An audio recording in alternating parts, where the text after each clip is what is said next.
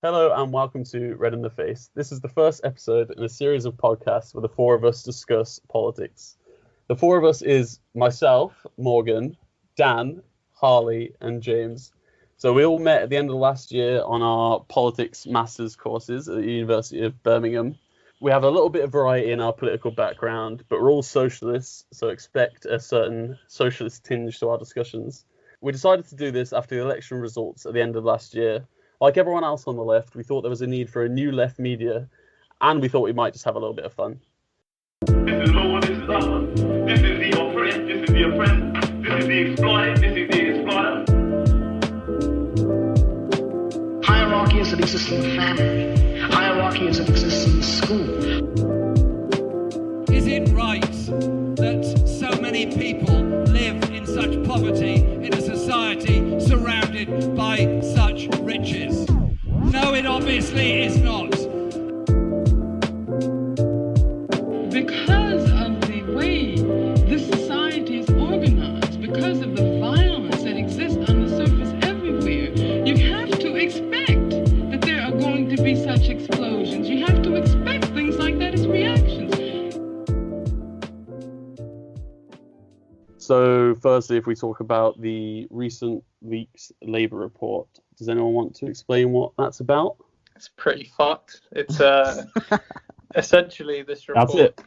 Yeah, it's essentially this report, isn't it, that internal members of the Labour Party conspired against Corbyn's management and leadership of the Labour Party to work against him in the last election. Yeah, for the entire period, basically. A lot of it focuses on 2017, though, which is particularly important because Labour was so close. They were something like 2,000 votes off of winning that election.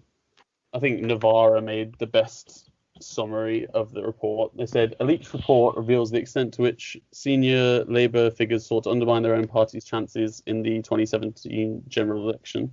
Does it only focus on 2017? Yeah, because it's been worked on by Jenny Formby, who is the chair of the NEC, which is like the governing body for the Labour Party. Yeah. Her and a couple of staff has been working on it for a while, so that's why it's over a sort of short time frame. And was she kind of doing it like in secret kind of thing? I don't. Well, the reason it came about is because we got investigated by the. Trying to think of the name now. The Human Rights. European Commission. Yeah, European Commission for Human Rights, because people thought that. Equality and Human Rights Commission, sorry, not the European. I'm thinking of something else. Equality and Human Rights Commission. Basically investigated the Labour Party due to claims of anti-Semitism within the party. That report has now come out, or it got leaked before it got submitted to the ECHR. And basically what's happened is that it turns out that all these claims of anti-Semitism, whilst there, a lot of these claims were sat upon by anti-Corbynites, by people that didn't like Corbyn, as a way of getting the most political capital out of it. Yeah. So Ian McNichol sat on complaints, didn't do anything about these genuine complaints about people that had been wronged, just to purposely hit Corbyn. So that's the one side of why it's come about. Yeah, and what's funny is that they were doing both. The Labour right were both submitting the complaints. I think there was some figure that said like 40% or something stupid of complaints in the whole of 2019 came from one person. Anti-Semitism complaints, came from one person. So the right were the ones submitting the complaints usually. Oh, we don't know who that one person was, by the way, but there are some names that you can probably think of if you're into Labour politics. But they were the ones submitting the complaints, but also the ones slowing down the process to deal with them. So one might say they weren't ever particularly serious about dealing with anti-Semitism. I think the really, really annoying part about all of this is that it's hardly news. Like, we've known this for such a long time. Well, I was going to ask, are any of you surprised by it? Absolutely not. Not at all. I think I'm surprised by the active working against court. Like, I know that they would, not be. I knew there was a lot of figures at the top ranks of the Labour Party who weren't super happy about working under Corbyn and weren't going to try their best to get him to win in 2017 or whatever. But I didn't think that it was they were so active in their disapproval of the dictatorship and wanting him to actually lose. And when polls, like we'll get to some examples in a minute, but there are some examples of some of these party figures celebrating when a poll would come out with the Tories ahead. The work to rule stuff as well. They'd get in the morning and deliberately work as slowly as possible, precisely to the rule, to slow down any tasks that need to be done. And didn't give Corbyn or his team or the leader of the opposition team, well, this leaked report shows that they didn't give them key data in time. They didn't give them information about candidates in each seat. This idea that we were this close to winning in 2017 and all these like fine margins that we could have won by, we spent so much time. I mean, like the example I've got, which didn't come out in this report, actually came out in Alex Nunn's book, The Candidate, saying that in Liverpool, where I was campaigning at the time for 2017, Corbyn wanted to do, he's doing buses around the country, and it turns out that every place that he stopped in, Labour did really well.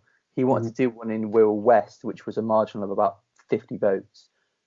Labour Party HQ wouldn't give him the money to put the bus in Wirral West. They'd only pay for him to put it in Ali McGovern's seat, who had a majority of like 6,000, and obviously she's from the different wing of the party. And Momentum had to end up paying for this bus, and we ended up winning Wirral West by like 2,000-3,000. But that's what they did in the open.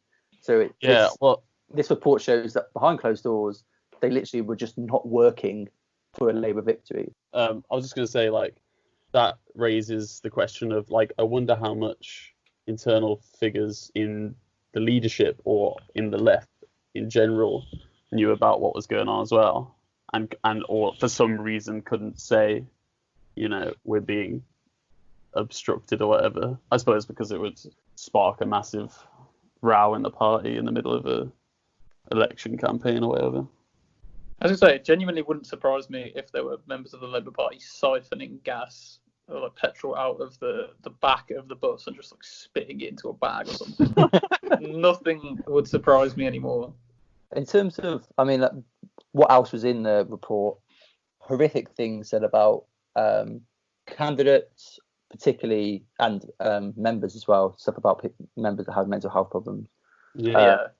And some of these people are high-ranking officials within unions now that once worked for Labour HQ. Look at how much weight Tom Watson lost just out of pure anger. He burnt that all through sheer spite at the Corbyn project. I just think the one thing, the abuse is one thing which is wrong, and especially the abuse of people with mental health problems and people of colour as well within the Labour Party. I have a lot of that. And women as well. Women getting called horrific things. By the people who are apparently trying to stop racism in the party, the ones that actually care about racism, apparently. There's that one thing. The second thing is the irony of them calling themselves like the anti-racist and Corbyn's anti-Semite when they were actually sitting on a mountain of complaints, which one means that actual genuine claims of anti-Semitism in the party went missed because Ian McNichol, who was the General Secretary before Jenny Formby, who was from the Labour right, just sat on them and did nothing about it to make sure that enough stories could be said about Corbyn. And then thirdly, they actively just didn't do any work or worked against the party to make sure we didn't win, which is just... And then they had the gall, people like Ian, how do you pronounce his second name? Ian McNichol. Yeah, people like him had the gall to then go on television, I think it was Sky News, after stepping down and talk about how difficult it was to get these complaints dealt with in the party and how the leadership was undermining the complaint system or whatever, when it was actually him at what appears to be at the head of it all.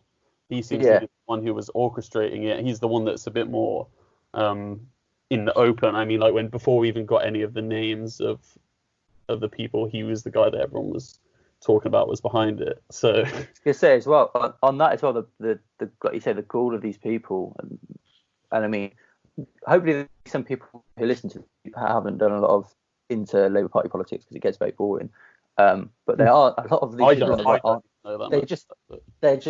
They are not nice people, and it's weird to think that we're in the same party. But for example, John Ashworth, who's that shadow NHS guy for Labour, went on telly and was like, basically, Dawn Butler went on telly after the local elections and said, there's people within Labour Party HQ working against the leadership. John Ashworth came on maybe the same night and said it's a load of rubbish. Well, it turns out that his wife was one of the people on these WhatsApp groups working against the leadership. So it's just rotten. I mean, it doesn't surprise me in the slightest that Labour as a party were working against the left wing of the party. I mean, if you can call it. It depends where we put the left wing, I suppose. But it's not a shock that the more moderate wing, I mean, moderate's a incorrect term for them because they're sort of extremists, but you get what I mean. The political centre. It's not a particularly big surprise that they were actively working against any force trying to take the party even remotely to the left.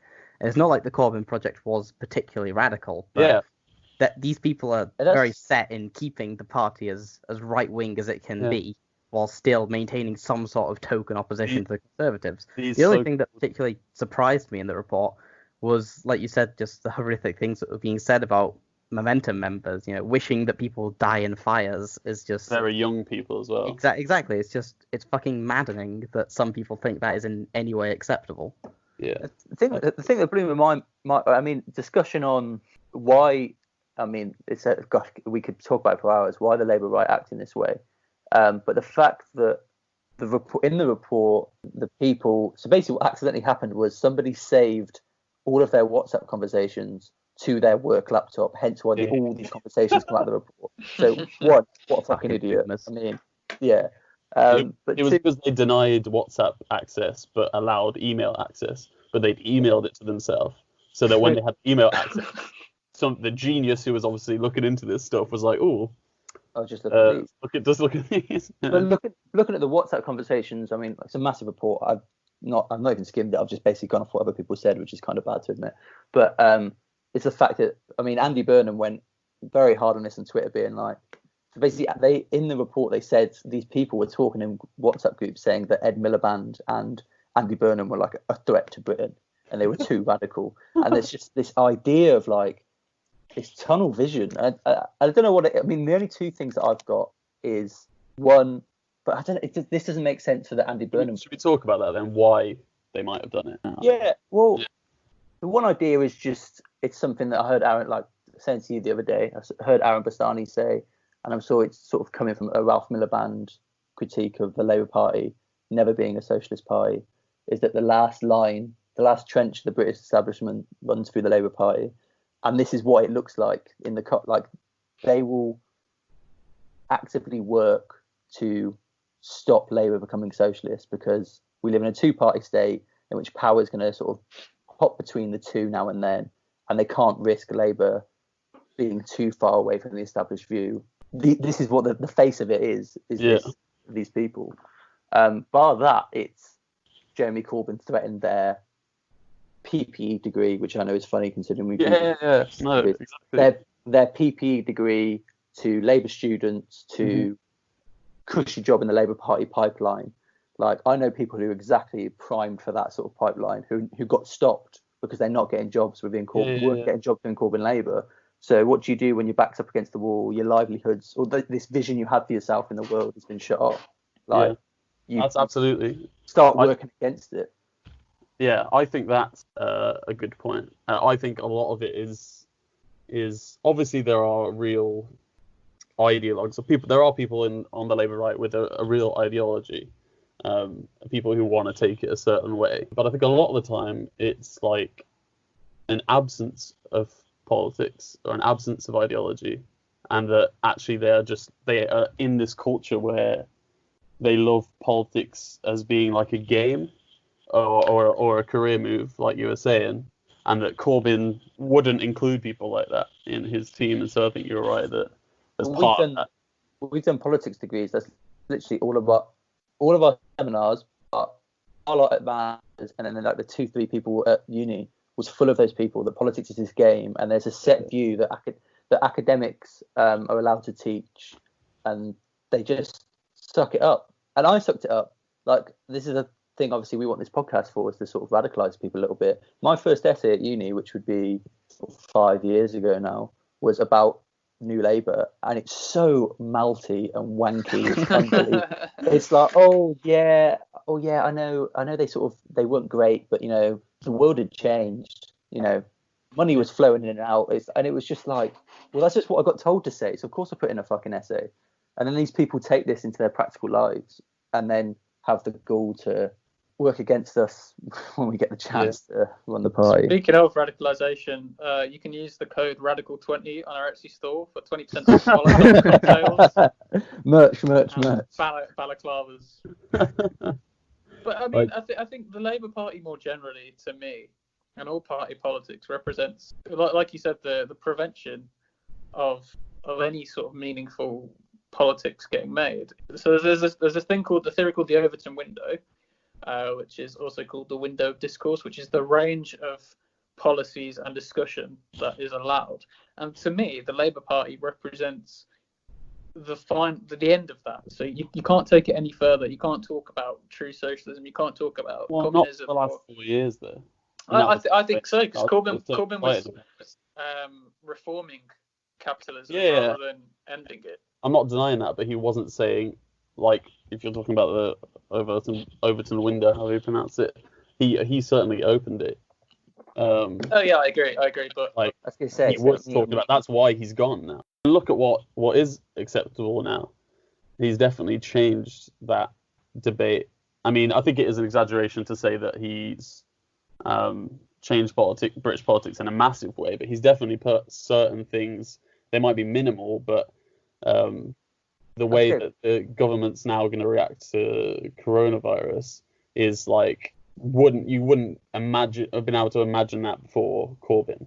I mean, Ed Miliband was offering more cuts than the government's probably going to be offering in the next 10 years or whatever. So he's definitely changed things. If you compare the Ed Stone to Keir Starmer's core, like his core policies when he became leader, he had like a few policies miles apart. And I mean, so I think Corbyn has changed. Corbyn's changed bits of it. I know we're moving away from the Labour right a little bit, but Corbyn has changed it a bit, or quite a lot. But I do get the point is that now that was considered in this country left wing, what we offered in 2017, 2019, where in reality it was sort of watered down social democracy. Centre left stuff. Yeah, it's not even what you see in Scandinavia. Yeah. My problem with Labour that's gone back to being radical again. So I think we as a group are to the left of those manifestos. Keir Starmer's to the right of those manifestos. Keir Starmer and sort of like the Labour leaks and all that sort of have just knocked my confidence a bit that we're ever going to get back to somewhere anywhere near those manifestos. Never mind further, which is where my politics are. Yeah, exactly. Same here, and that's why we're doing this as well, because I'm not sure exactly what the answer is after it all. But I think that's what, James, you're getting at, right? Is that in terms of the Overton window, we did move it, but we only moved it to soft social democracy. Yeah, ever so slightly, exactly. And I worry that it's never, like you say, it's never going to get moved any further than that. But I think that is just what party politics represents. I think that's the fundamental aim of party politics within capitalism. So, like Guy Debord talks about this, the anger that people have towards capitalism sort of gets co-opted into single issues or, parties that focus on moving slightly this way or slightly that way. And I think that's what we're definitely seeing with Keir Starmer, especially after the Corbyn project. All this anger that people had, he's going to try and redirect into slightly softer ideas that are more aligned with the Labour right than the Labour left. Yeah, agreed. So we're definitely moving a little bit away from the conversation that we were trying to have about the report. Do you want to go back and look at some actual examples of what's been said in that report? So on page 30 and 31 of the memo, staff described working to rule when Corbyn was elected and coming into office and doing nothing for a few months. During the 2017 general election, they joked about hardly working and created a chat so they could pretend to work while actually speaking to each other. Tap tapping away will make us look busy. Senior staff coordinated refusing to share basic information to LOTO during the election, such as candidates' contact details. Leader of the position. Yeah. One member of staff was quoted as saying, "I cannot wait to see Andrew Neil rip Jeremy Corbyn to pieces tonight." They also describe Yvette Cooper and other Labour MPs' support for Corbyn after the election grovelling and embarrassing. And one thing that really stands out is that they say anyone to the left of Gordon Brown is a trot. I mean, the fact that they actually look at there. they look at Andrew Neil and see nothing else other than just a big ball bag. Just says in my opinion. I mean, it's just, especially the left of the Gordon Brown comment. It's just shows how narrow these people, their political horizons are. Is that the best they can possibly think of is sure start centres, and that's it. But that is politics. That's yeah. And it's that shit. That's all they talk about. So I've got another example. We talked about them getting upset at like positive polls for Labour in the run up to 2017. So on the 3rd of June, you guys probably remember this because I remember getting very excited.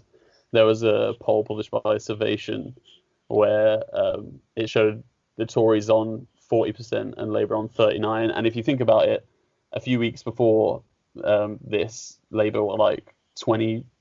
What was the highest? Like 25 points behind at one point or something? Yeah. They celebrate that as well. In August 2015, they were 20 points behind. And they said, yeah, we need a poll that shows it being worse. Yeah. So this one is like a WhatsApp group with a bunch of these Labour officials that we're talking about, and one of them posts this poll by Survation, and someone replies, "What the fuck is going on? Polling industry may as well fold up." And then Tracy Allen, who was apparently worked for Ian McNichol in his office at one stage, said, "It is doing my head in. Long 5 days to go."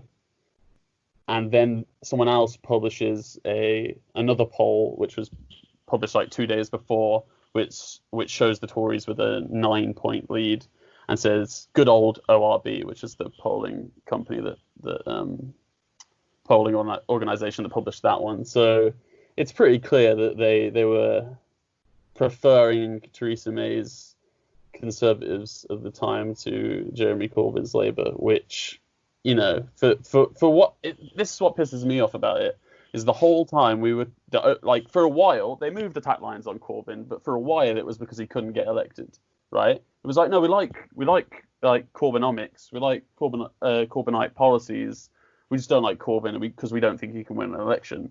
When really, behind closed doors, as soon as they realised that he might be able to win an election, it was, oh shit, no, we just don't want him in power. We don't like his policies. It's not that it's him. And that's the thing. I mean, it's the thing me and Harley were talking about.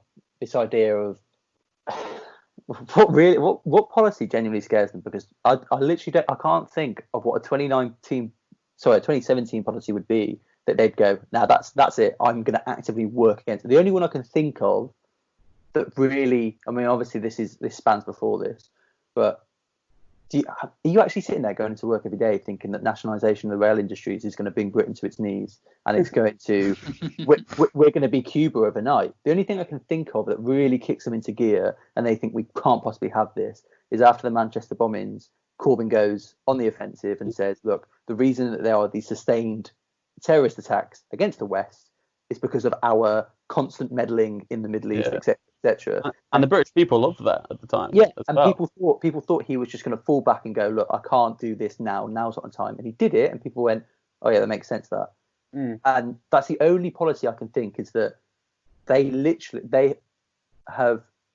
are the end of history generation where liberal interventionism and Iraq and all these things were good things, and they can't possibly moral leaders in the world. Yeah, they can't possibly see a politics outside that. I mean, and the problem is, the Labour Party is always, when they say that Jeremy Corbyn's foreign policy is alien to Labour, which is people on the Labour right say, that is true, because the Labour Party has been an interventionist shitstorm, horrible. So that's the only thing I can think of about Corbyn, is that these people, I just can't see him hating the the economic policies that much. I just think that Foreign policy. his stance on foreign policy, his anti-interventionism. Well, that's what makes him radical for me. Yeah, exactly. Real. His foreign policy is to the left of what he said on foreign policy was to the left of what he's put in manifestos. And to the left of every leader of either main political party in British history by quite a bit. I mean, apart from maybe Foot. Yeah, I agree. So, should we talk about one more example, the Diane Abbott stuff? So there was, I don't have it up on my screen, but apparently at maybe it was, what kind of event would it have been? Maybe an interview on one of the news programs or something like that. Diane Abbott was upset by something, probably some abuse that she was getting, and that she was in tears in the bathroom apparently. I mean, I wouldn't talk about this if it hadn't already come out, and apparently one of them that they brag about in one of these WhatsApp group chats, sending Michael Crick, the ex-Channel 4 reporter, to the women's bathroom where she was crying to go and get the scoop kind of thing, get footage of her crying. I don't know if he actually did do that. He probably didn't, given that she was in a female toilets or whatever. But the fact that they sent someone to go and do that, do you think that? I mean, I know what I think. But do you think there's something inherently? Do you think that the Labour right has a problem with institutional racism? Massively. Some of the stuff they say about on page 538, it says here, several members said stuff like, "It's about time she got put in a box with the lid fastened firmly." Yeah. In what world is that acceptable to say? Talk about anyone. Yeah. Yeah. I mean, no less the first female black MP. Yeah, who is an absolute legend, by the way. Yeah. But yeah, so I just thought that one was a good one to talk about because it shows some of the more. I mean, it's all insidious, but some of the really, it's also stuff that they're responsible for. I don't think it's just I mean, in terms of the Labour right, we've seen their problems with people of colour. I mean, especially the attacks on Diane Abbott from Labour right MPs. Jess Phillips openly telling her, saying that she told her to fuck off, and it actually didn't happen. Jess Phillips kicking Dawn Butler off the women's PLP, which is like the women's only parliamentary Labour Party full of MPs. There's a problem with the Labour right and women of colour, people of colour. All this other report shows there's a problem with the Labour right and the election of Starmer as the direct effect of that with women in politics. I mean, you've got people calling female politicians smelly cows. You've got is it Emma Gentcode, the Kensington? Kensington MP on the left. Yeah, calling. I think one person calls her something like A grade idiot or something like that. She was all over it, wasn't she? 'Cause yeah. She's not an MP anymore, so she kind of say what she. So and they're the people saying, they're the people who for years have said Labour have got a problem with women, and then there's female candidates in the election, but no, they just go for the sort of centrist, nice hair bloke who's not charismatic or just a good politician. I can't think of any other reason why people went for him other than he's a bloke. I literally have no other. And I think this report shows that is that there's institutional problems. This report, in its creation, was meant to show the institutional problems of the left, and it's shown up the right for who they are. And we've been vindicated, those that worked in the Labour Party. Yeah, so today, I don't know if it's already come out, but the Labour Party was declared institutionally racist. Right. And it is. I mean, it's been responsible for a lot of Britain's worst acts of imperialism over the years, and that culture hasn't gone away just because Corbyn was in power for 4 years. So it is, but not for necessarily the reasons that they say that it is. Not that there isn't anti-Semitism in the party. Of course there is. Although I don't think there's any more than anywhere else in society. I mean, probably less, given that it's a left-leaning party. But so there's problems with racism that go beyond anti-Semitism, as well as anti-Semitism. I think also the deliberate covering up of anti-Semitism complaints that the report has shown, that the fact that the rightist faction within the party were deliberately ignoring these anti-Semitism complaints, it does show that the party is institutionally racist. But again, it's not for the reason that people it's not for the reason that people think. When people hear that Labour is institutionally racist, they're going to think back to all the times that Corbyn was called an anti-Semite, and they're going to think, oh, this is about the left wing of the party. When no, if you actually look at it, the side of the party that is institutionally racist is the rightist faction within the party who are covering up anti-Semitism complaints to further their own political agenda. Actually, interestingly as well, when the headline came out that before the report got leaked, and it came out that this report wasn't going to be sent to the ECHR, the reason it got created to go to the Equalities Commission to see if Labour was institutionally racist, all the replies were, Corbyn's last act to cover it up, like the last sort of swing of the left to cover up their shame. And then it got leaked, and it's like, yeah, the people who blocked it were the right because they didn't want this shit coming out, because their names are everywhere. Yeah. She said the fact that no one even cares about this, the press coverage has already stopped on this. People have already stopped talking. You look on Twitter today, no one's talking about this anymore. Mm. I'm sure we'll talk about it with the sort of the next bit, talking about Starmer and what next to the left. But the fact that he's also done, I've forgotten her second name, Emily, who works for Unison, right? She was potentially going to be Starmer's pick. She was the pick, yeah. It's rumour, but to replace Jenny Formby, right? Yeah, and he knew what she was like. He would have known. But he knew this. He had this report 2 weeks before it got released, and he was still thinking about putting her in place at one of the highest positions of internal structures. This is a Labour official who was named in the report, kind of the star of the report, you might say, who had said a lot of some of the nastier things, and a lot of the I don't want to say too much because I can't think of the exact quotes, but she'd said some stuff basically about not wanting Labour to win, and I also think she'd said some nasty things about young Labour activists, although that could be someone else. I mean, a lot of them are in the same group chats and things as well, and she so happens to be the wife of Jonathan Ashworth, who's still the Shadow Health Secretary, right? Yeah. He was he still is the Shadow Health Secretary, and he was originally under Corbyn, and thought of by the left for a while as a friend rather than a foe, I think. He was what happened in the run up to the 2019 election, the election just gone. He was caught out for having a conversation with a Conservative MP where he talked about the likelihood or the unlikelihood of Corbyn winning that election, and it was all very fishy. And I think a lot of people sort of given the benefit of the doubt, because he didn't say anything that was completely like outright, anti-Corbyn or whatever.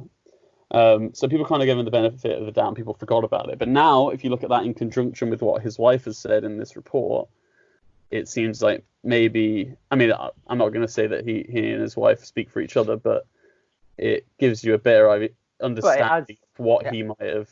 It adds what reference to what he said when he came on the BBC. Exactly. He came on the BBC, and again, completely poo-pooed another person of colour within the Labour Party, Dawn Butler, who had a genuine concern that there were people within the party working against the leadership, which we all knew about. I mean, Alex Nunn, who followed the Corbyn campaign for leadership and for the general election 2017 in the book, like I said, that the reference about Will West not being able to get funding for simple things like a bus on a beach, like all this stuff was happening, and he just went on telly and absolutely just basically tried to make it look like an idiot. If you see his face on it as well, I literally don't know. I literally don't know what she's talking about. It's like, well, and again, like you say, you get the benefit. I think, and this is the problem, and this is going to be our big problem when we move on to the next thing, is that the left not only gave the right of the party the benefit of the doubt, we gave the soft left the benefit of the doubt, and it's just Harlan will just laugh at us that they will throw you under the bus if it means that they want to become shadow minister or a minister or whatever. Definitely, and you're right. We will get into those kind of conversations. Go on, James. Sorry. The fact that Emily Oldknow is the most mentioned person, I would wager, based on the Control F of this report. She appears in like so many pages. Yeah. It is insane. Yeah. Some of the comments she makes to other members, not even just members, not even members of the shadow cabinet and stuff, just other people she works with. Yeah. I don't know how you could work. I believe it's Laura Murray who works, again, if we get this wrong, we can check it out. But I believe it's Laura Murray who works in the Labour, who worked in the Labour leadership team or the Labour leadership office. Andrew Katie Murphy. No, there's It's someone's daughter, I think. it probably is someone's daughter, yeah. But references to her having the same clothes on twice and being a smelly cow and stuff like that. Like, Yeah, this is acceptable It's workplace. So immature as well. Sorry, Carrie Murphy. Oh no, Katie Clark. That is. She talks about Katie Clark. She calls her. She says, "Fuck off, pube head." Talks about with all that money, you'd think she could afford to buy a jacket and a bra. And that was like- said. Yeah. They actually sound like fucking year sevens. Yeah. I'm not exactly. Yeah. Was that pube head? Was that Pube the head, insult? yeah. Pube head. Because, and again, I Proper know, mature stuff I- there. I know this is funny because we know each other for doing a politics course, because they're fucking weird politics nerds Yeah. that just literally have no concept of anything of life. I don't know, whatever. Like they just their life It's is a to be career. It's a career. This Or an life, interest. I mean, I'm saying this as someone who did a placement in Parliament. Place is full of them. It's absolutely full of these types of people. It's either who you know, or it's this like, I'm important because I wear a suit and I walk around Parliament. But it's having no actual, just having nothing to offer the world. It's just being in politics because that's a job. Yeah, and that was one of the things that I always thought was so refreshing about Corbyn. I mean, like from when he first announced his leadership bid. If I'm honest, I didn't know who he was at the time. I mean, how old would I have been? 17, something like that. I didn't know who he was, but I was excited. One, because he was a socialist. He was calling himself a socialist, but I did also like the, for lack of a better phrase, lack of professionalism, or the idea that he could just walk around in his jumper and his scruffy beard and talk about wanting to change people's lives was much, what's the word? Resonated? Yeah, it resonated with me. Thank you. Resonated with me much more than the kind of people that we're talking about, which I do think are all over the Labour right, which are the people that like dressing up, they like going down to Westminster, they like talking politics, they like the whole, just the game of it when it's Their not. cats are called normal things. When it's not a game, it's about changing people's lives. That's the whole point. And it also goes back to their complete lack of like political imagination in the fact that you saw, after I just slagged off the soft left who basically have sort of thrown us under the bus a little bit. Yeah. Well, we'll see. We'll give it 6 months if they've completely deserted it.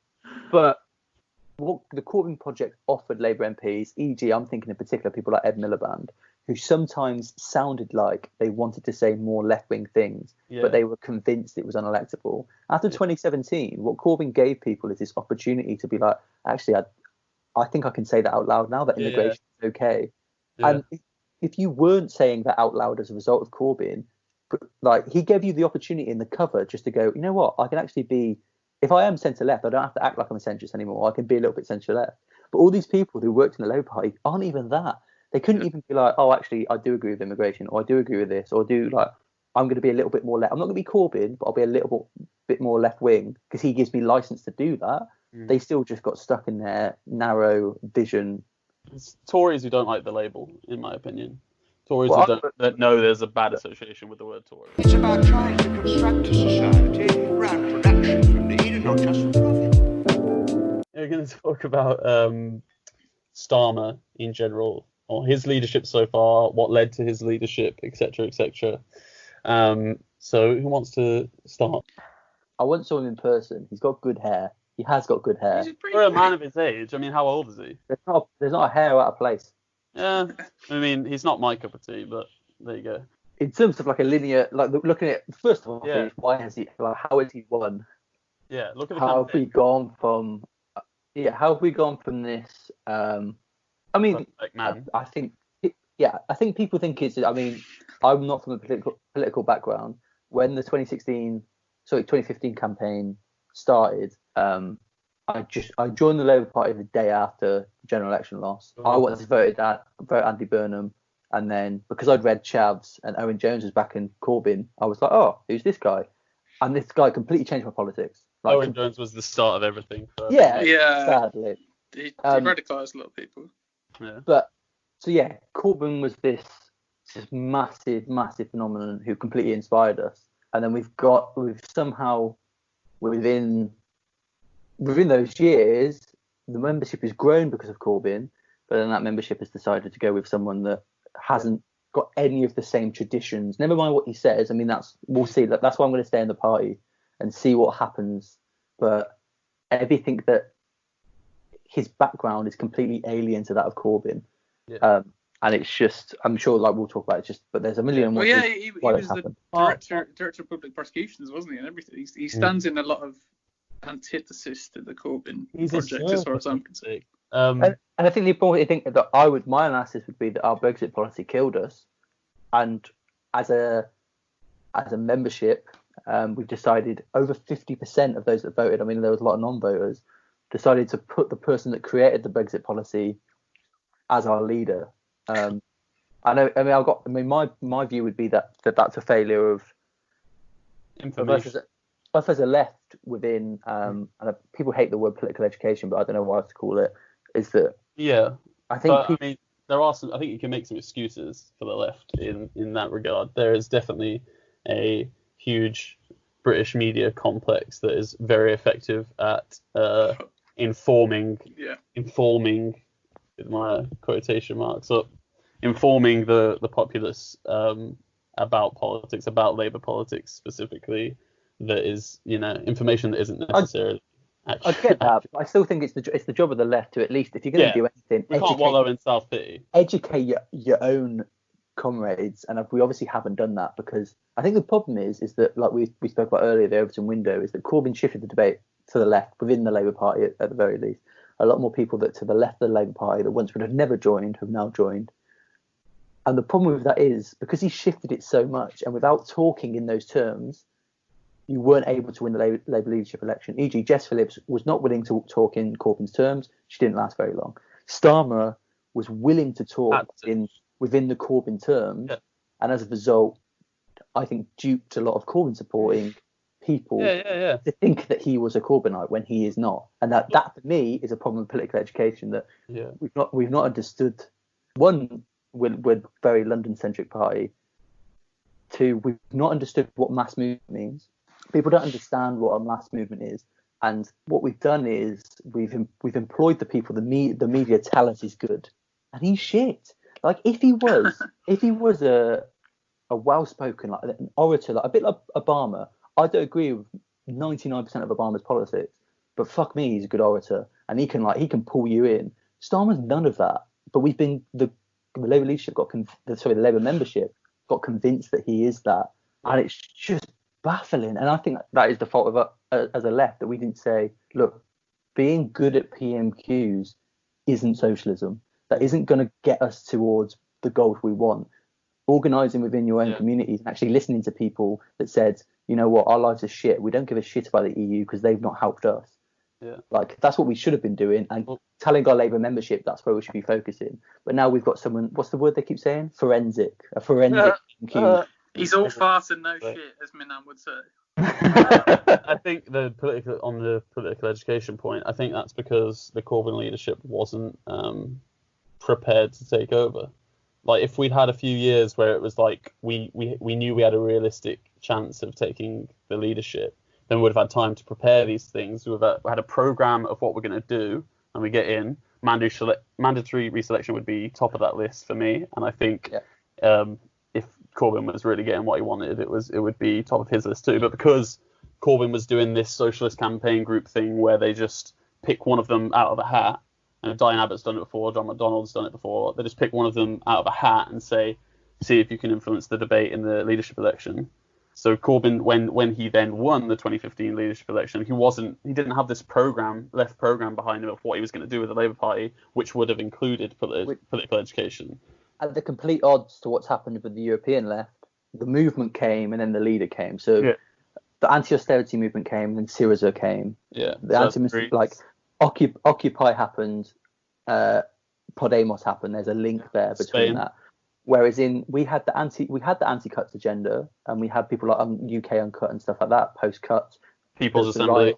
There was the riots, which weren't necessarily radical, but they were a backlash against the way things were.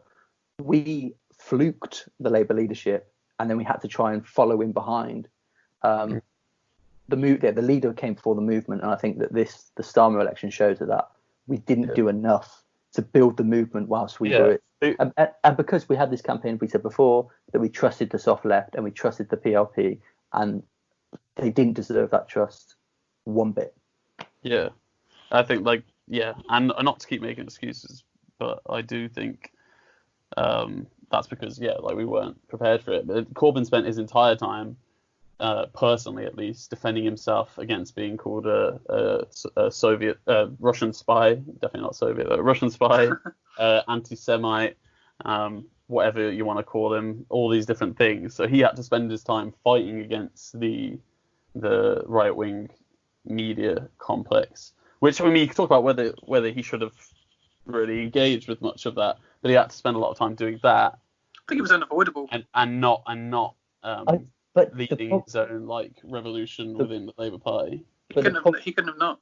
But I think those two things play into each other in the fact that every time you turn on the news, who were the people the media went straight to for discussions on anti-Semitism, discussions on, at one point when they thought Corbyn was sexist because he talked about separate carriages for women. Yes, it was a fucking slip up. Stupid woman. What did he say? Stupid person. He said you stupid bloody woman. Or who did the media go to first for comment? They went to Labour right MPs, because if a Tory slags Corbyn off, the media see that as party populism. You're meant to slag off your opposition, whereas exactly the effect our own MPs had, and that's a problem with Corbyn because he didn't do open selections. Open selections, as an explainer, would be that each constituency has a Labour Party, that those members in that Labour Party vote for who would run in an election. So, for example, it happens in America. I think they call it democracy, don't they? In America, the New York district that Alexandria Ocasio-Cortez is voted for her to run for the Democratic Party. That doesn't happen everywhere in Labour. If that happens, you'd have got more left-wing people in, more people that know the grassroots movements. And the left have been pushing for it for ages, for decades.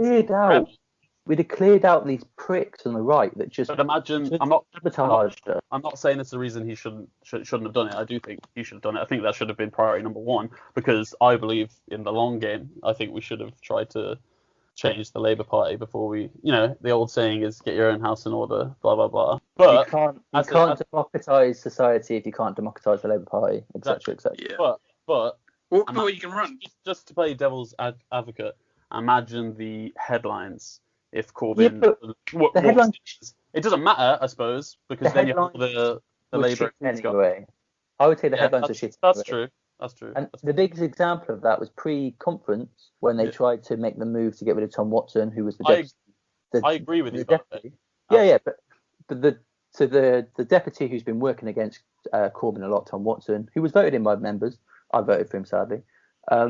He worked against Corbyn a lot, and then the NEC, governing body of the party, made this move to get rid of him. We got all the bad press for doing it, and then Corbyn pulled the plug and said, "Oh no, we shouldn't do that."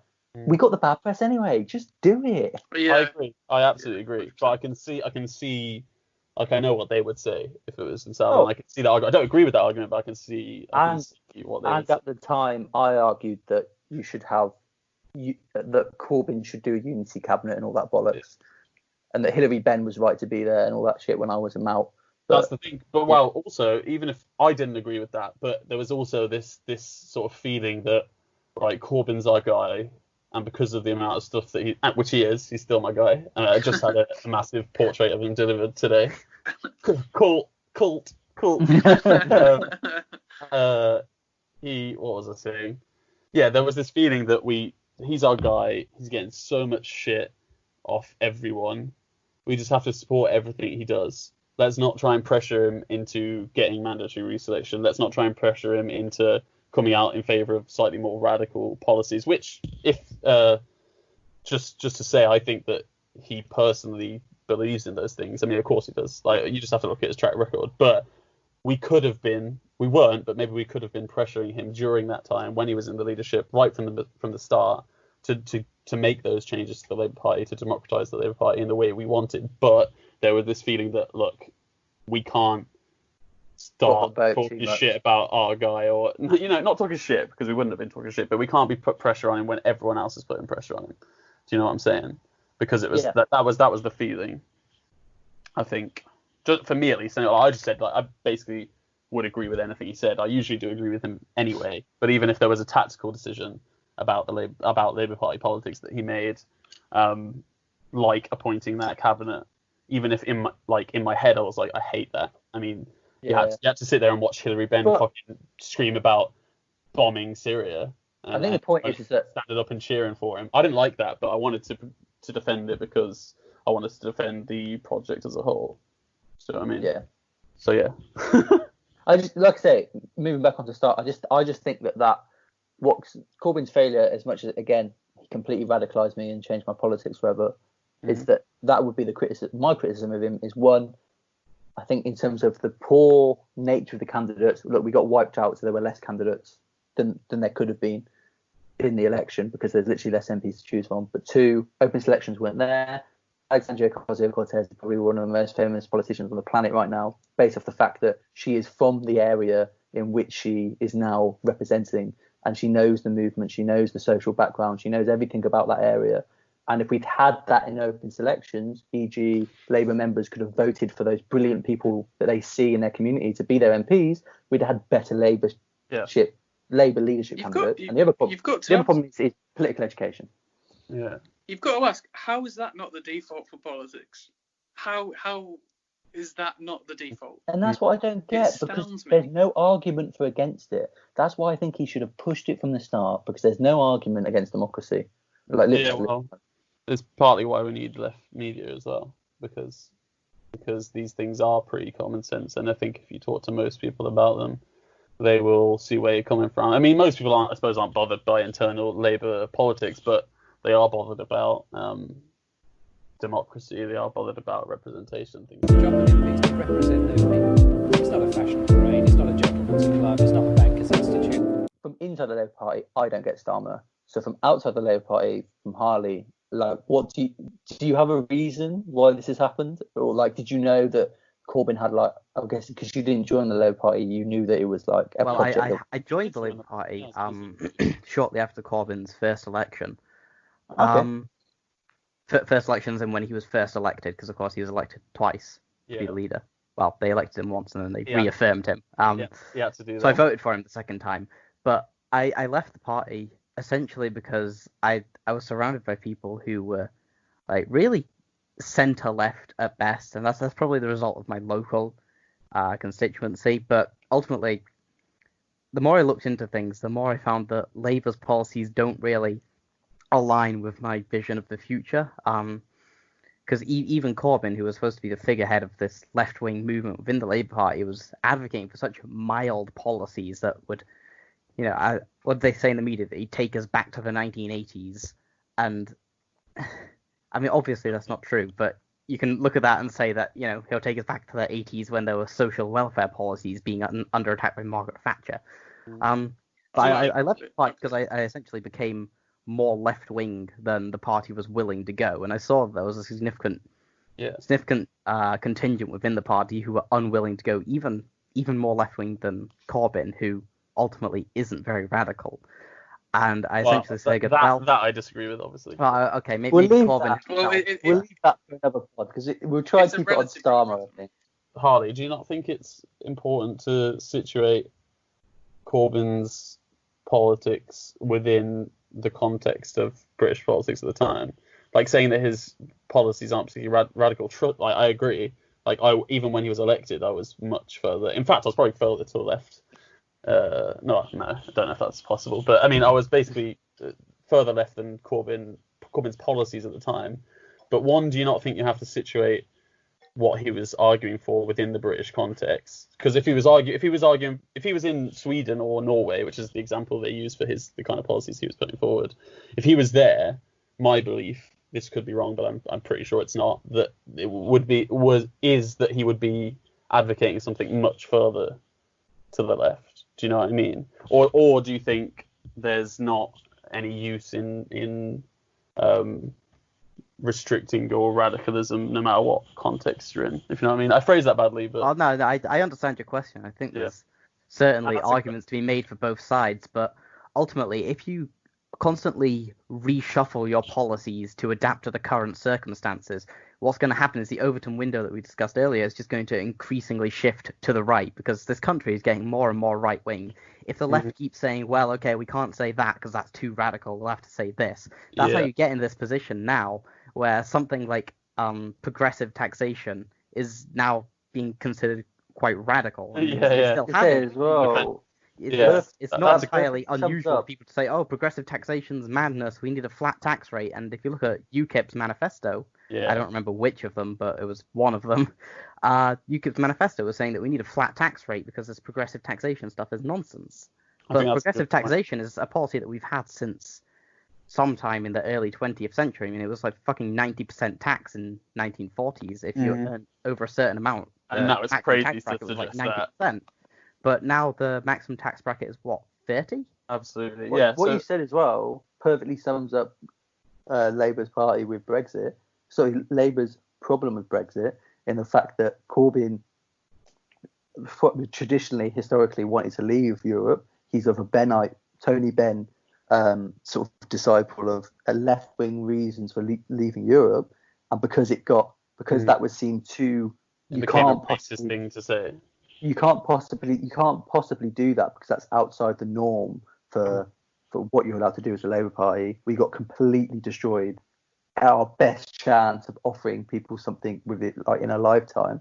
Like I agree, I completely agree with Harley that. Yeah, so do I. But it's hard. It's difficult. Like if you call for revolution on day one, you might not convince many people. But if you let go too many of your values too early, and I think that's the reason that Starmer's got in, is because we've never been too clear about what we want. We sort of everyone knows we don't like Tories and we sort of don't like capitalism, but we haven't taught people. Yeah. Showed people. And like, this perfectly goes back to what we were saying about Corbyn not knowing that he was going to become leader and not being prepared for it, and there wasn't a movement behind him because we didn't even know what the project was about. Like, what was the point? Why were we electing Corbyn? Were we electing him to win the next himself to win the next general election, which at the time we were thinking was going to be 2020? Were we electing him purely for that, or were we electing him to change the Labour Party, to shift the I don't like using this phrase because I've never actually understood what it meant, but the Overton window, I think I'm using it correctly. Was that the purpose of his leadership? Was it to democratise the Labour Party? Was it like, what was the purpose? Well, I think the problem, he got a swell of support off the basis of all those campaigns, anti-austerity campaigns, which there were a lot of, and the student protests for the tuition fee increases and all that. Yeah, there's a ton of anti-austerity stuff as well. I think that he got all of that from being anti-austerity. But I just don't think we as a left, once we were like, right, we're in the Labour Party and this guy is running us now, said, by the way, anti-austerity, the reason that we needed austerity is because the Tories put it on us because they said this is the reason of like global capitalism collapsed. But it didn't collapse because this system is meant to collapse because it does this, this, and this. And I don't think we ever explained that enough. Hence why now, we've just gone back to a man that's good at doing PMQs. We were sort of responding to the many crises of global capitalism without really addressing it. We were addressing the symptoms rather than the cause. Yeah. I think what all of you are saying is the acknowledgement that the Labour Party doesn't have an underpinning political theory as such. It's always been a sort of broad church of generally left-wing people, and obviously more recently some significantly further right people. But it has no political theory. That's why it can't do political education so easily, is because there isn't a political theory that underlines the party. And It's just a bunch. It's just a bunch of people who've come together to try and win elections.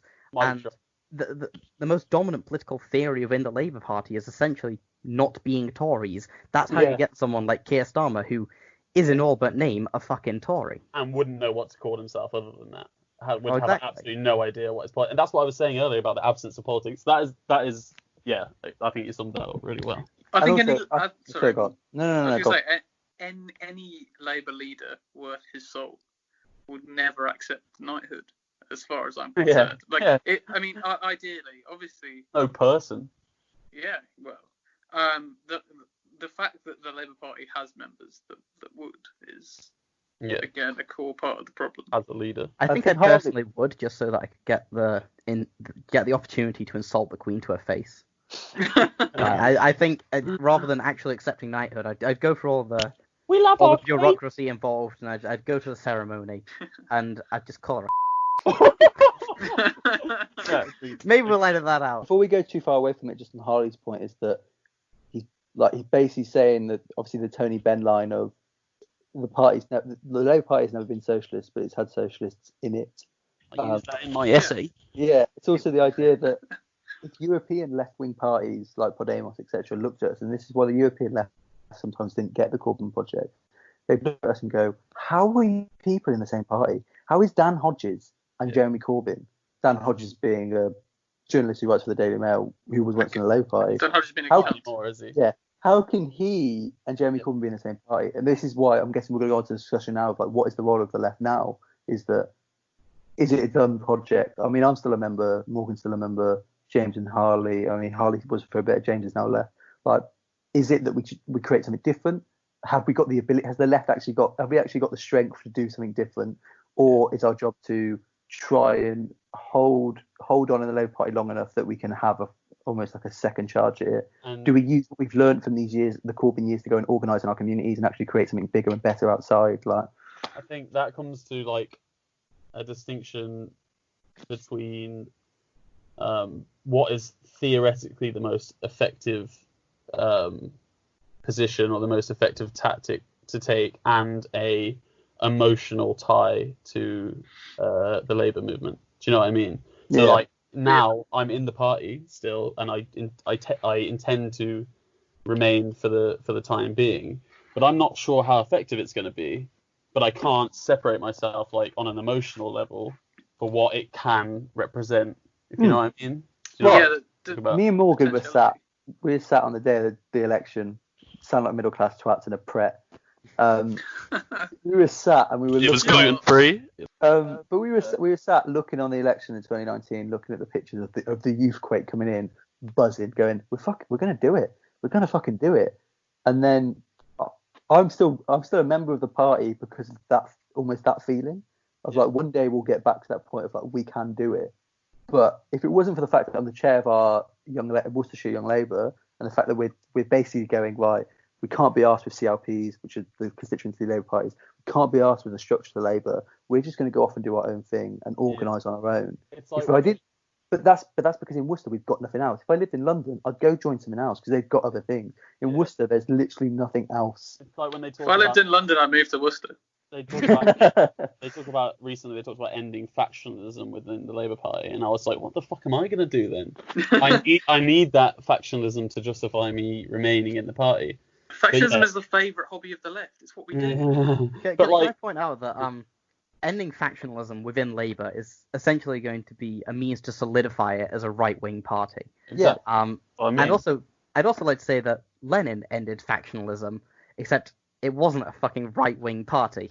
So it's ending factionalism is a worthy goal for a party, but in the Labour Party, under its current leadership, there is no doubt in my mind that ending factionalism basically means booting out all the people that they've branded as Trotskyists. What was his method for ending factionalism then? Basically, he just banned fucking factions. It was a crime to be conspiring in a faction. But that's kind of what the Labour. I've seen some people on Twitter. I know I'm not referencing anything, but I've seen some people on the Labour right on Twitter saying that you should ban. I mean, actually, no, I can name it. Alan Johnson.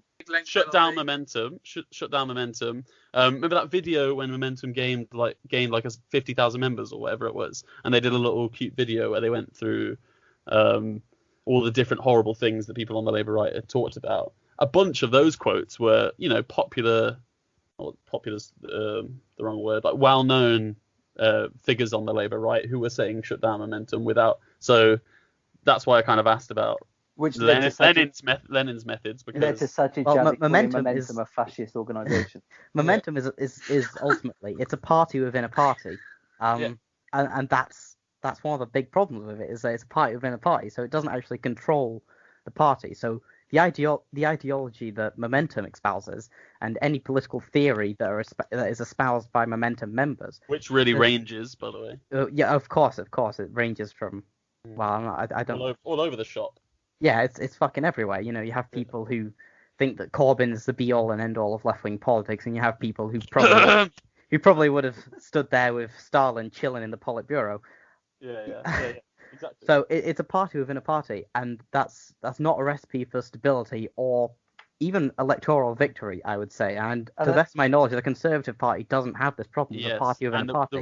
The right doesn't in general, really. And this is this one thing that really gets me, that Harley talks about, which I completely agree with, is that is true. I do think that there does need to be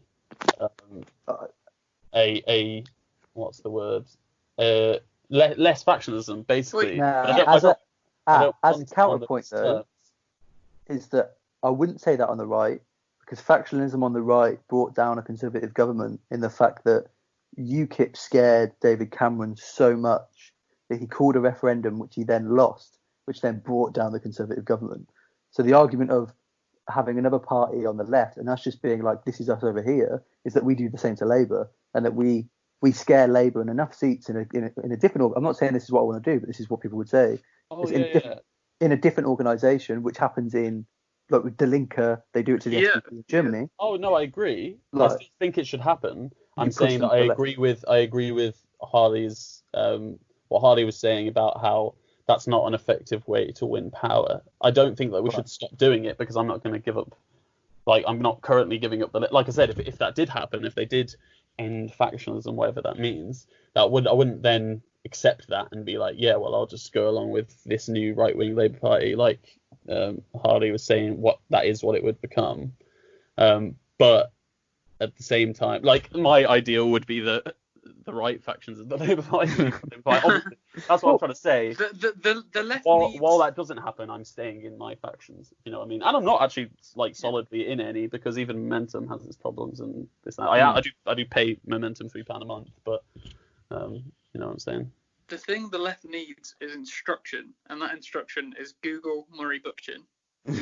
That's how you end factionalism. Harley's like, cringe. Can I say that Lenin wrote a book called What Is to Be Done, and then he fucking did it, and it fucking worked, all right. This is the kind of thing that I can't dispute. My only other thing would be quite an interesting thing, is that if someone that's either just joined the Labour Party post Corbyn, who is left wing, or someone who joined because of Corbyn and is still in the party, what would and I mean, apart from shouting the words "Red Fight Back, Harley," what would our individual advice be? Like, because my individual advice would be that party politics has a role to play, and I still think it does, but it's not the be all and end all. That's what I'm saying. I think the election of Starmer shows that too many Labour members think that party politics is the be all and end all. Being successful at PMQs and being good in Parliament that is what it is. Whereas I'd say stay in, because you can influence that, and that will have an effect. If Starmer comes in and repeals the trade union laws, I don't care what anyone says, that's going to have an effect on working class people. It's going to give the working class confidence again to go and demand things,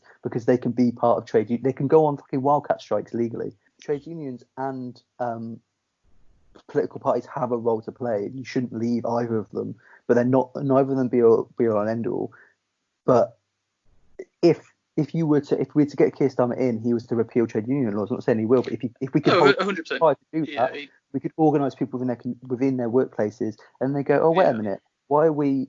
Well, we're organised now. Here's us 99 and that one boss. Why the fuck is he running things and not us? And then you start to develop those questions. So what you're saying is there's still, which is what I've been saying and I agree with, is that there is still a purpose for the Labour Party, even if it's not the be all and end all purpose. But if you're in it, and you're say you're dividing your say just, I'm not saying you got every evening to be a fucking activist, but if you're dividing your activism into a week, do not spend 7 days on Labour Party stuff. Spend a day. Spend 2 days. That's the rest, start joining trade unions and not democratising them. Join things like Acorn, your renters union. You know, go out and actually do some organising within the communities that we have now lost in an election because we didn't listen to them. That's where I am, and that's what I've been speaking about, because like in the aftermath of the election just gone, I've been a bit like confused about where I stand or what I think the Labour Party should be, whether I should stay in it, all these different things. But that is the one conclusion that I think I've reached. I think the reason for that, I know that you've been experiencing a similar thing, Dan, or maybe we all have, but I think the reason for that is that, ironically, my sort of serious political development years, like the years where I would have gone and read all this stuff and decided for myself exactly what I know what I stand for, but exactly, I would have defined my politics better if I wasn't sort of investing my entire not all my time, because I wasn't like out campaigning for Labour every day or anything, but like investing all my like political hopes in the Corbyn project. Like, do you know what I mean? So someone like Harley, who knows his political position more maybe than like exact political position more maybe than I do, has been able to develop that. But because I was sort of pinning all my hopes on Corbyn, like I was what I'm now criticising. I was saying the Labour Party is the be all and end all.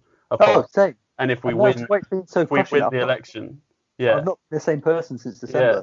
Exactly. Genuinely. Yeah, and that's why we were so emotional about it. I think it helps to think. This is going to sound really stupid, but I don't mean it to. If you think of the Labour Party as some sort of soup, right? There's so many different ideas moving around. You're ever going to pull up like an amalgamation of everything. Like, you don't have to be so defined as in this is what I believe and nothing else can be contrary to it.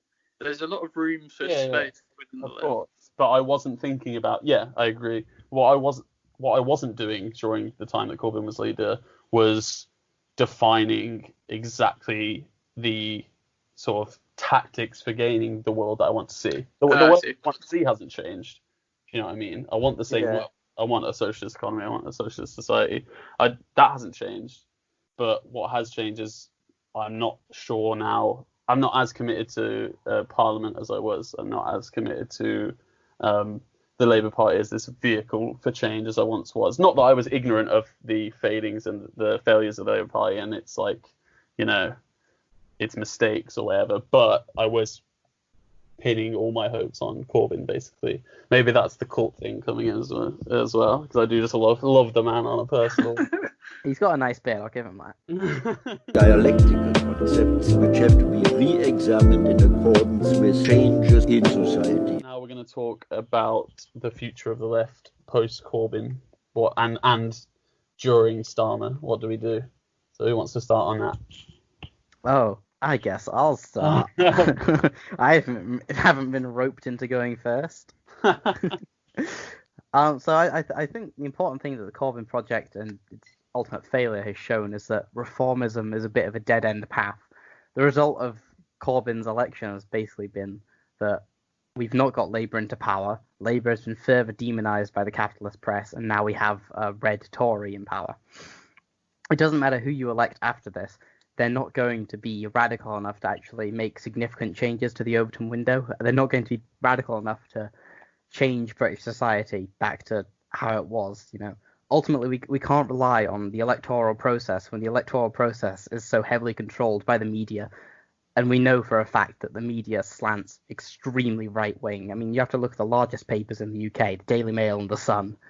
They're both incredibly right-wing. It's either the Sun or the Mail. One of them. I mean, I'm pretty sure it's the Sun, but it's the. Was it Katie Hopkins' article calling migrants cockroaches? We should shoot them in the sea. Exactly. When that sort of discourse is so normalised by the press, we can't rely. Etc. Oh, exactly. I mean, the Sun has a long track record of being a piece of shit. But, Fuck the Sun. Fuck the Sun. Fuck the Sun. Yeah, when the right has control of the media and the electoral process, basically. Exactly. The country is rigged in all but all but name, really. It's not. There's no official process that rigs the country in favour of the right wing. But ultimately, what about it being a United Kingdom? Like, we still have literal monarchy. I mean, there is the fact that we have a literal fucking monarchy. In name and everything, like the whole system's fine. We love our queen. Yeah, can we just quietly play the Sex Pistols in the background whenever we mention the Queen? Yeah. Rule Britannia, more like. Oh, fuck the Sex Pistols as well, by the way. Oh yeah, I mean, I don't Sorry, remember which one of them it is. I don't remember which of them it is who is now a massive Trump supporter. Lydon. Johnny Rotten. Yeah, same thing. Yeah. Twats, regardless. Yeah. But ultimately, the failure of the Corbyn project, it shows that reformism as a whole in the UK doesn't have many prospects for it. And if you look at reformist projects in other countries, you see pretty much the same results. If you look at Greece with the election of Syriza, they came up on a platform of anti-austerity. They came on a platform of opposing the austerity. Syriza came up on a platform of opposing the austerity that was being imposed on them by the EU. And then they just fucking went ahead and did it. They fucking did austerity measures. They imposed these austerity measures that they came to power saying they were going to reject. So any reformist project, it seems to suffer the same fate. And if you look back through history, reformist projects always come up. Is that a phrase? Come up. Yeah, even when Like, they don't, comeuppance, even when they don't want to, even when they're honest and they don't want to. Like Exactly. Syriza, it's not like Syriza wanted to implement austerity, but what you would say is they're forced into it, and that's an inevitable. Because like, what was it? What's it called? Have I forgotten the name? The Troika. Whoever forced Syriza into implementing these programs, it was either that or you don't get the bailout, right? Wasn't it? Was that what did it? So you have to do they had to cut pensions. The and stuff IMF, to get the bailout. IMF, and the World Bank, right? Yeah. It was the I think it IMF, was the the EU European bank Central Bank, and the They're all the European same, Commission. Yeah, basically they were forced in. So even if the people are honest, like I think Syriza probably were to begin with, and Corbyn was and is, then what you're saying is it's inevitable that they're going to have to cave in or fail. Exactly. Any well-meaning reformist project, it collapses when it comes up against this seemingly all-powerful force of capitalists who don't want the most mild reforms to go through. That's why Corbyn was so heavily slandered in the media, because he offered such mild reforms, but ultimately they would make a dent in the profits of big businesses. I mean, he was talking about closing tax evasion loopholes, which would have cost billions for big businesses who would have to start paying their fucking taxes. And ultimately, we're left with no choice. If reformism doesn't work, we have no other choice but to join more radical organisations or accept the crushing weight of capitalist dystopia. I mean, reference previously, like what I said previously, and I might change my topic. I've not. I think I don't know if I've said this before, that I haven't got to the point in like my reading of politics where I've gone, okay, this is where I am now. This is I am now. This is my point. I might change this view, and you can correct me when I'm wrong. But I still think there's, e.g., if we'd won in 2017, the world Britain would be a better place. I'm not saying we would have changed everything, but if we'd won in 2017, which we so nearly did, and things like the Labour report meant that we'd shown that the reasons why we didn't, is that we could have made enough gains for working people that they could have regained. Because at the minute they're so downtrodden and demonised. I don't see them being able to get up off the floor and organise, because it's fucking difficult when you're like single parent trying to like work 2 jobs and whatever. So if Corbyn could have just got in and just made enough difference that we can regain a confidence within the working class, that they can start demanding more things from their bosses. And this is the argument that I've always made as well. And I'm that's still too as well. And that's why I think party politics still has a role to play, but after the defeat. And it's age old as well. It's not as if we're the first people to have this conversation. This is a classic, Yeah. I mean, I would point out now that Lenin dunks on some left communists who are saying, no, don't do anything to do with Parliament. He dunks on it in left-wing communism and infantile disorder. And he essentially says that, the parliamentary struggle, it has a role to play, but you can't fixate all your hopes on these social democratic reformists. You have to engage in the parliamentary struggle through a genuinely revolutionary party who actually is a mass party of the working class. And Labour is just not a mass party of the working class. Frankly, the parliamentary Labour Party doesn't represent the working class at all. Go on, Jim. I disagree with the party system as a whole. Right? I want to throw a fucking brick through the Everton window. I want to crawl inside and rob the house, right? Still not sure I fully understand that term, but Okay. go on. Instead of talking about party politics and you have to put your faith in the centralised mechanism of some beast of a party or whatever. No, organise locally, right? Do a parallel town hall to your local representative. The idea of dual authority, it's currently working in America during the pandemic. They're giving away food supplies. I like that. And it's threatening the real state that they're actually having. So a group in America started giving away flour. They started giving away supplies. And it's threatening the statist local authorities. It's causing massive trouble. And their actual authority is being threatened. Right. You don't get things done by putting your faith in a blind mechanism of the state. You have to organise for yourself. You have to create a parallel group. If you want something to change in your community, get together and fucking demand it. Again, this is another argument that I've been sympathetic to as well. I'm sure Harley would disagree with it, what the kind of thing you're talking about. And just to play devil's advocate, that kind of localized grassroots organization, I think one of the issues with that is, one, what does it actually mean? A lot of the time when people talk about that, they don't actually give any concrete example. You did then. You localize it. It's why you localize it. You did give a concrete example then about... It doesn't have to be based around any one central idea. It's literally any issue that arises in your local area. If you don't like, I don't know, the state of car parks, get together and demand improved spaces for car parks. Literally any issue. That's I like that, but just playing devil's advocate, talking about that kind of like localized community-based activism is, I think, Zizek, not to get into theory, this is literally like some of the only stuff I know, so it's not going really into it, but Zizek talks about that what the problem with that kind of thinking is that for a similar reason that parliamentarism fails, that kind of politics fails as well, that kind of grassroots politics fails as well, because it's not it's not unified by anything, so it ends up like splinter. It's all splintered, it's all separated, and it ends up failing because it can't function in a capitalist economy. My counter argument is that it doesn't have to be centered around any one thing. It doesn't have to be one thing tying people together. It's the polis of the local people, right? It's a decentralized, localized thing. The thing that ties them all together is, I'm talking about the very, very local level, like the town, the street, the neighborhood. The thing that ties them together is the place they live. They all want it to be the best for everyone. You'd have to change how it functions. Here's the hard with.